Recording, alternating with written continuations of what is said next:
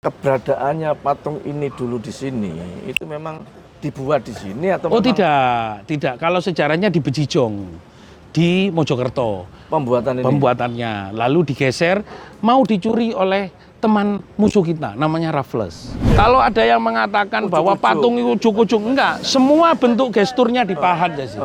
Dipahat, tidak enggak dipahat. Nah, ini Pahat. kan makanya kita akan luruskan. Ya. Seolah-olah sebagai bentuk mistis mereka jembleger ono yang gini. Tidak ada.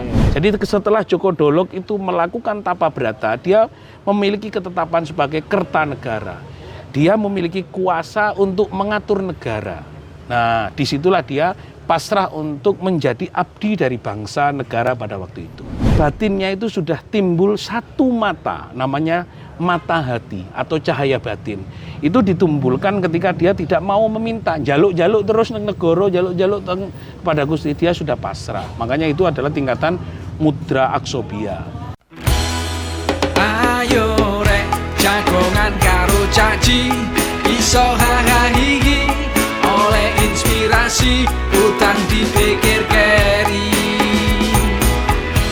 Jangan konco-konco bareng-bareng lungono, timbang kowa-kowa, ayo jagongan bareng, jagongan Surabaya.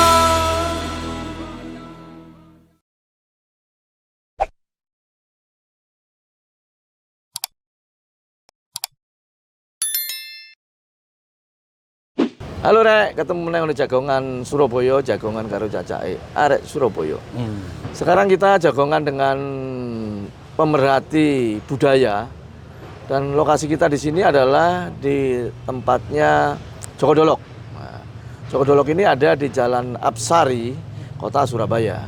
Dan nanti kita akan mengulas tuntas, mengulik-ngulik masalah keberadaan Joko Dolog, termasuk tempat apa sih yang ada di sini. Karena kalau biasanya masyarakat perkotaan kayak kota-kota besar seperti Surabaya ini mungkin agak sedikit terabaikan dengan adanya cagar budaya. Saya bilang cagar budaya kenapa? Karena memang ini yang situasi cagar budaya di mana bangunan maupun sekitarnya yang ada di sini ini memang dilindungi. Oleh karena itu kita akan berbicara dengan yang namanya tidak asing lagi, yaitu Cak Taufik Monjong dan seluruh warga sebagai pemerhati budaya yang ada di Jawa Timur. Oke, rayu Caci. Rayu, Mas Taufik. Rayu. Cak Taufik. Ya siap. Ya, kita sekarang ini ada di tempatnya Joko Dolog, yaitu bisa dikatakan sebagai cagar budaya. Salah satunya yang ada di kota Surabaya. Tolong ceritakan kenapa ini dikatakan cagar budaya. Padahal tempatnya cuma ya nggak terlalu luas, tetapi memang makna apa yang tersirat dan terkandung di sini. Oke, makasih Rayu Caci. Oke. Teman-teman semuanya, sebelum saya panjang, ini adalah seluruh pelaku spiritual, pemerhati dan yang nguri-nguri kebudayaan di Surabaya dan Jawa Timur. Nah, Joko Dolog ini kalau dimaknai sebagai sebuah filsafat bahwa kenapa negara hadir. Nah, negara hadir melalui Undang-Undang Nomor 5 Tahun 2017, Undang-Undang Pemajuan Kebudayaan, melindungi semua yang namanya artefak kebudayaan. Nah, Joko Dolog ini tidak hanya sekedar sebagai cagar budaya yang disimbolkan sebagai patung dari Kertanegara, Joko Dolog, tapi setelah dia mampu duduk di dalam ketetapan, dia menjadi Kertanegara. Nah, patung yang disimbolkan ini adalah patung dalam mudra aksobia atau Buddha aksobia. Di dalam orang-orang Buddha itu sudah melihat bahwa kepasrahan dari Kertanegara melihat dirinya tidak akan meminta apa-apa kecuali kuasa Tuhan di dalam dirinya. Makanya hurufnya adalah Kertanegara. Ko itu kuasanya, ro itu rosonya, to itu taatnya, no itu nurnya, nurullah, nur Muhammad, nur Gusti, nur gaib, gaib condro warsitaning condro. Go itu guru sejati kang sampurno. Jadi setelah Joko Dolog itu melakukan tapa brata, dia memiliki ketetapan sebagai Kertanegara. Dia memiliki kuasa untuk mengatur negara. Nah, disitulah dia pasrah untuk menjadi abdi dari bangsa negara pada waktu itu. Nah, orang-orang Buddha atau yang tingkatannya Siwa Buddha, Buddha Jawi, Buddha Mahayana, Siddhartha Gautama, itu semua melihat simbol yang ada di dalam mudra aksobhya atau mudra abhya itu tadi. Karena apa? Tingkatan duduknya, di dalam kaki duduknya itu disimbolkan kaki kita itu mengandung tiga lipatan.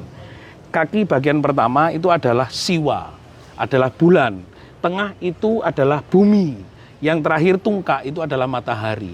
Berarti di situ Cakji itu mengandung tiga sifat, yaitu Tritunggal. Itu tadi ada bumi, ada matahari, dan ada bulan. Itu adalah Trisila, Trisakti, Tribuana, dan Tritunggal.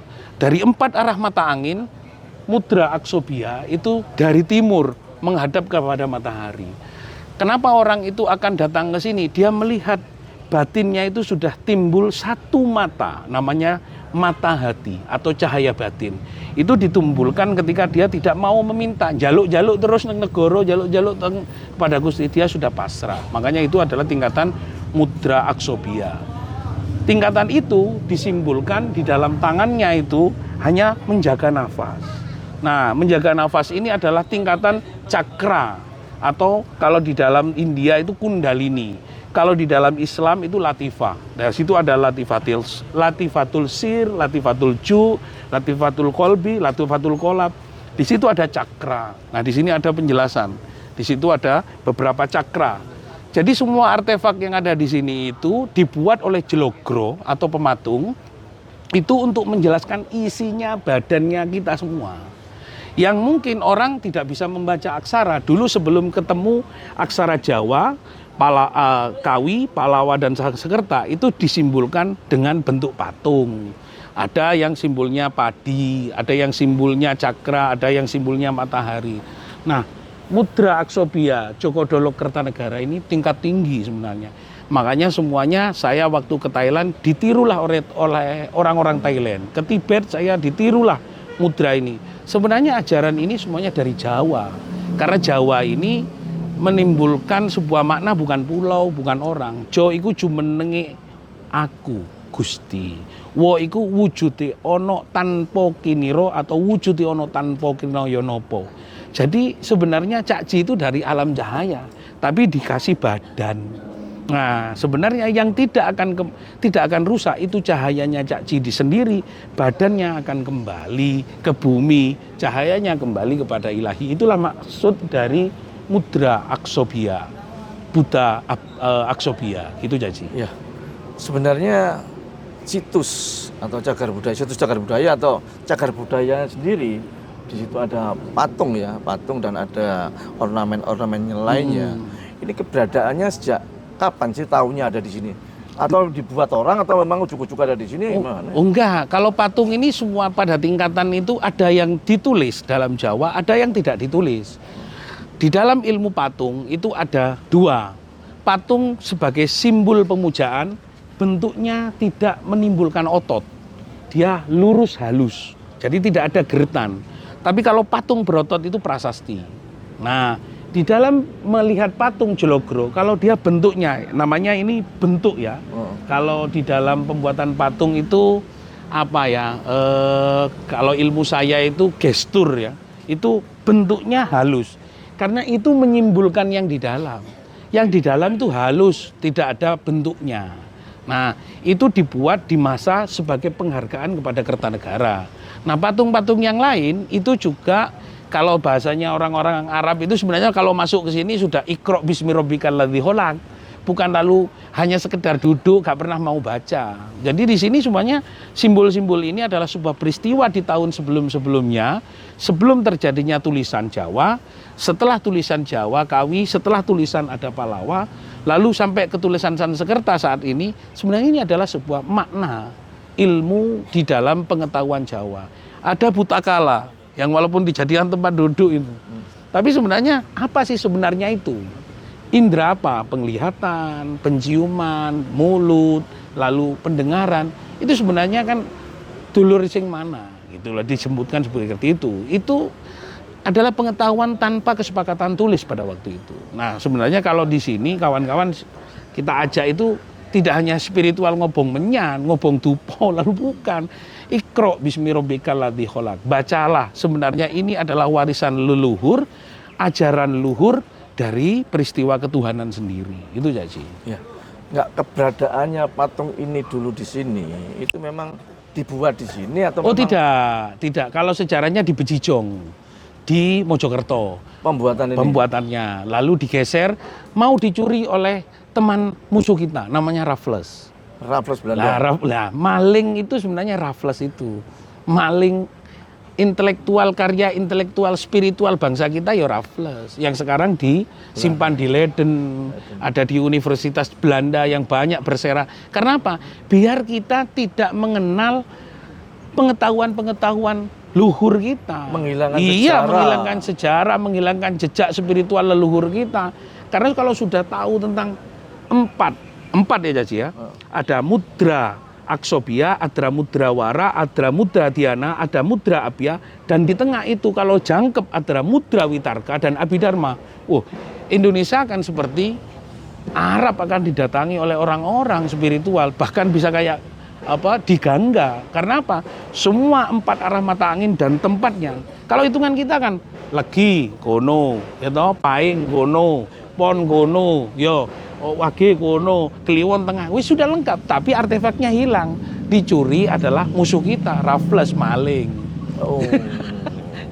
Gitu ya sih. Jadi kalau orang kesini di samping mengenal prasasti situs cagar budaya Ya. Joko Dolok, tadi yang dikisahkan bahwa ini adalah dari Raja Kertanegara Ya. yang ada di Malang. Ya. Kertanegara kan ada di Ya. Malang, menguasai Malang Raya pada saat itu. Ya. Singosari, ya toh? Simasari. Simasari. Kalau sekarang Simha. Simhasari. Simhasari. Simhasari. Ya, karena cocot kita sudah berubah. Simha itu sing maha. So iku sifat sampurna, ro iku rasa ingsun hanya ilahi. Ngono lho maksudnya. Simhasari. Tapi kenapa Pak nggak ditaruhnya di daerah Malang atau yang kok di Surabaya? Kenapa kok? Dicolong, Mbak Raffles, tapi gak iso diangkut nang kapal. Oh, pada saat itu Kalimasa di Goleng, sebelah. iya, goleng. Karena inilah kekuasaan dan kekuatan leluhur. Monggo Mas Wahyu difoto dulu. Iki petugas saya ini. Oke. Nah, itu karena mau dicolong. Ini berarti kekuatan dari artefak Jologro ini sendiri memang nggak mau dibawa. Biar nanti bisa kita pelajari. Cak Ji, saya, Didot sama semuanya Pak RW, Mas. Ini memang dipaksa oleh leluhur untuk belajar. Karena Raffles dilawan dengan begitu, kapalnya dibuat goleng nggak iso ngangkat, biar kita itu masih ada sisa. Loh kalau kita ke Leiden, numpak kae nang pasar turi wingi utang teh kok arepe nang Londo. Berarti nggak ujuk-ujuk ono yang gini. Enggak ujuk-ujuk ya sih. Ini kan ada cerita kadang-kadang ujuk-ujuk iki ono. Oh enggak, palsu itu. Lah, iya. Kalau ada yang mengatakan bahwa patung itu ujuk-ujuk, enggak. Semua bentuk gesturnya dipahat ya sih. Dipahat. Tidak enggak dipahat. Nah, ini Pahat. kan makanya kita akan luruskan. Ya. Seolah-olah sebagai bentuk mistis mereka Oh enggak. jemblegir ono yang gini. Tidak ada. Orang mengatakan animisme, dinamisme itu bukan mistik. Ananing. Oh, jadi dia ngomong ananing opo, mo, so, kan itu. Jadi ananing Gusti iku sing ono nur lang sifat-sifat kang sawu ananimisme. Dinamisme ono dohir ingsun sing kudu madem. Itu semuanya tidak mengerti. Barat pun tidak pernah paham tentang filologi. Filsafat Jawa tidak ada. Karena mereka orang Belanda, dia punya hanya kekuatan 2. Jawa itu dia punya 12. Yang putih 12 yang hitam. Kalau yang dipakai ilmu kegelapan itu 12 yang seperti kanuragan kayak gitu, itu 12 yang hitam. Tapi kalau putih itu 12 juga. Jadi Jawa itu punya 24. Nah, siapa yang bisa sampai ke sana? Ya mereka yang sudah tingkatan mudra aksobia. Itu, ini sudah 24. Makanya dia nggak minta apa-apa. Apalagi tangannya Cak Ji begini, saya yang begini. Masuk. Ojo ngono terus. Masuk-masuk yo. Narasumber Iya, lali. narasumber NS ya. Kudu ono juke. Keberadaannya Ya, ini ya, sudah ya. mulai tahun berapa ya ini ya di sini?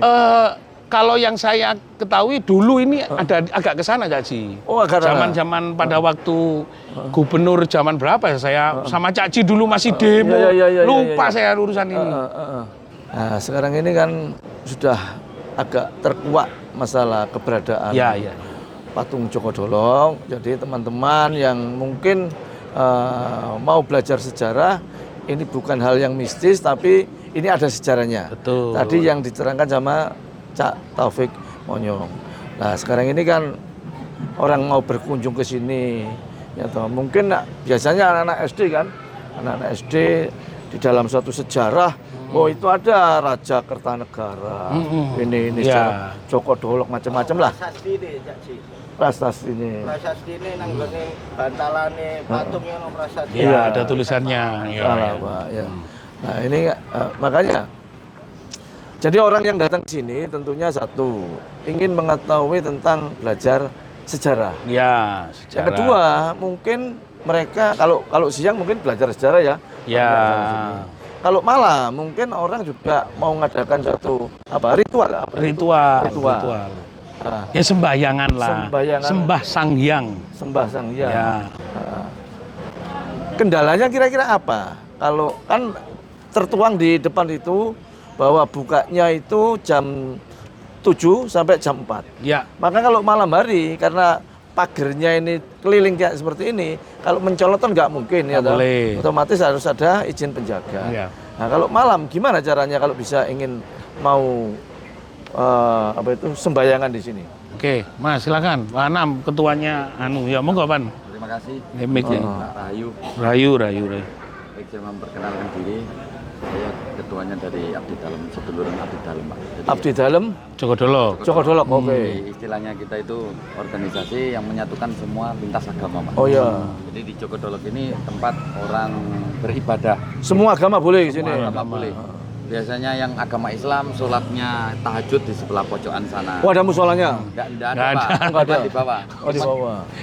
Ada yang di sebelah sana, ada semua. Jadi semua agama boleh masuk, Pak. Jadi kita itu memberikan contoh keluar bahwa kita itu bersatu dalam perbedaan. Jadi, untuk saat ini Joko Dolok ini kalau malam hari ditutup, Pak. Oh ditutup. Tutup. Kenapa kok ditutup? Nah, kurang tahu, Pak. Oh. Maksudnya ditutup karena aturan apa memang seperti apa? Ada aturannya memang bukanya untuk jam berkunjung misalkan jam 7 sampai jam 4 itu tadi. Nah, ada tertuang secara tertulis seperti itu.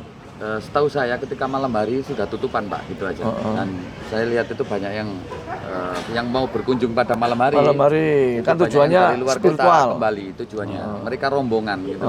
Rombongan ke jauh-jauh dari Kota Malang, ada yang dari Kediri. Malam hari itu balik, Pak, bawa mobil itu. Ya. Jadi harapan kami, pengennya kami ini Pemerintah kota lah pemerintah ya. kota memfasilitasi atau mengintervensi yang dikatakan Ya. tadi Cak Topik tadi bahwa Joko Dolok ini malam hari juga dibuka, bukan hanya siang hari gitu, Pak. Iya.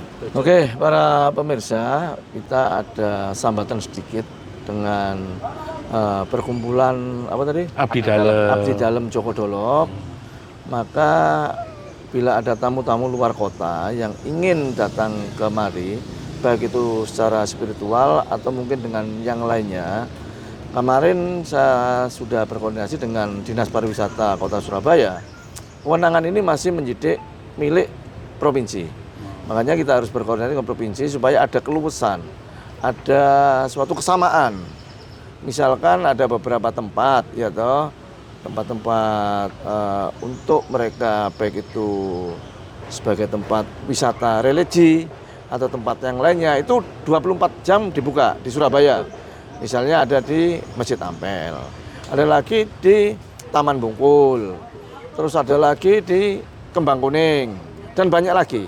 Kalau itu memang kewenangan pemerintah Kota Surabaya, maka keadilan pemberlakuan jam wisata atau jam wisata religius yang mereka lakukan di Kota Surabaya, maka kita akan berlakukan satu sama yang lainnya sama dengan seperti yang kita disambati dengan Abdi Dalem yang ada di Joko Dolok ini.